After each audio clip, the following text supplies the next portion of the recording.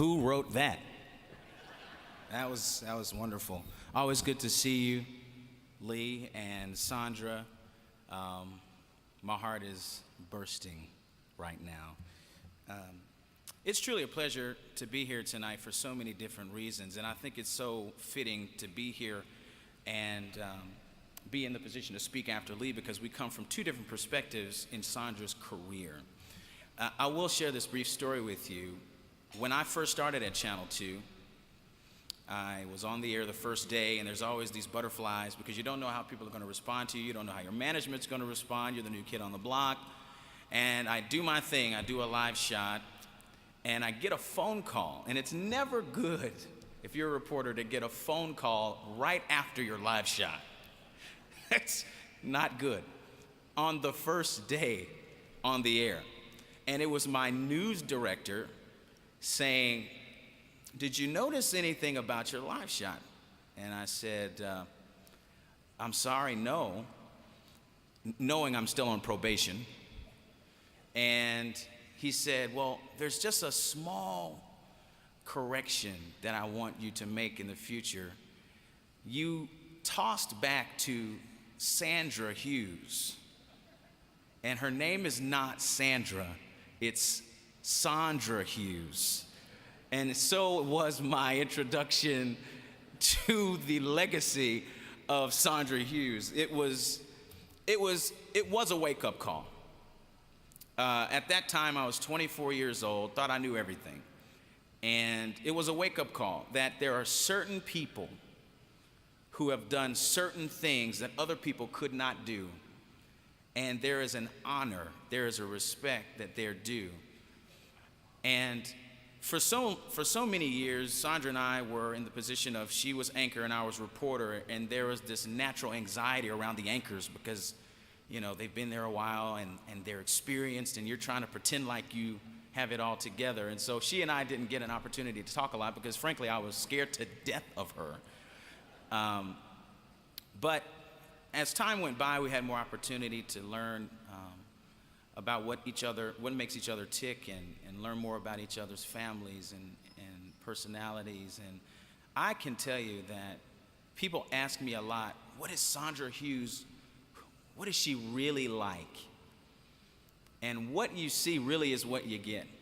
She is one of the most ladylike, genteel, authentic, power-packed people I've ever met. It is such a dichotomy to see a person who is so humble but yet commands attention and is not even saying anything. We all wanted to please her, and she never desired or said it with her own mouth that she had a certain standard. It was by osmosis that we were learning to step up to her plate. In terms of her legacy with regard to discrimination, racial equality, I was thinking about a metaphor. What would satisfy the requirement tonight to sum this up, if there were any way to sum it up with mere words? And the best metaphor I could come up with is that Sandra is a light.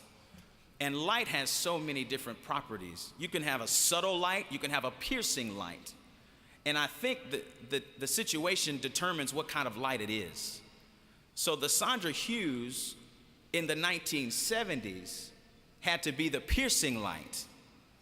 She was forced into a corner. She was forced to determine on the spot, am I going to get up out of this anchor chair just because someone hates me for who I am, for who God created me to be? And in an instant, she made the decision to be courageous. And a lot of times I think we might wonder, how would I respond in certain situations? And you don't have the time. I don't think you're ever, quote unquote, ready for something. It's just in you. And Sandra is a living testament to that.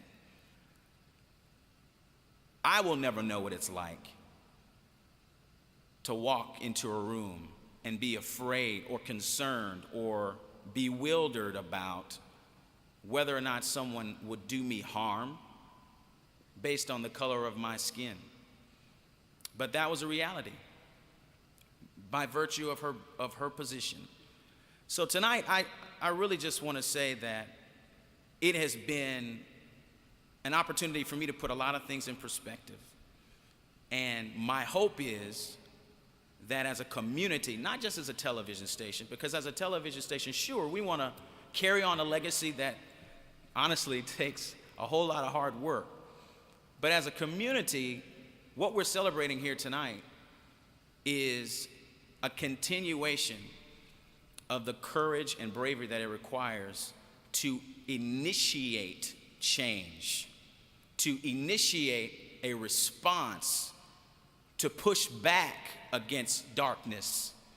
And Sandra Hughes, that name alert, it's a wake-up call for me. When Sandra Hughes calls me, I kind of have to get myself together. And I think as a community, we have a chance tonight to say, you know what? Here we are at the impetus of another 12 months before we do this next year.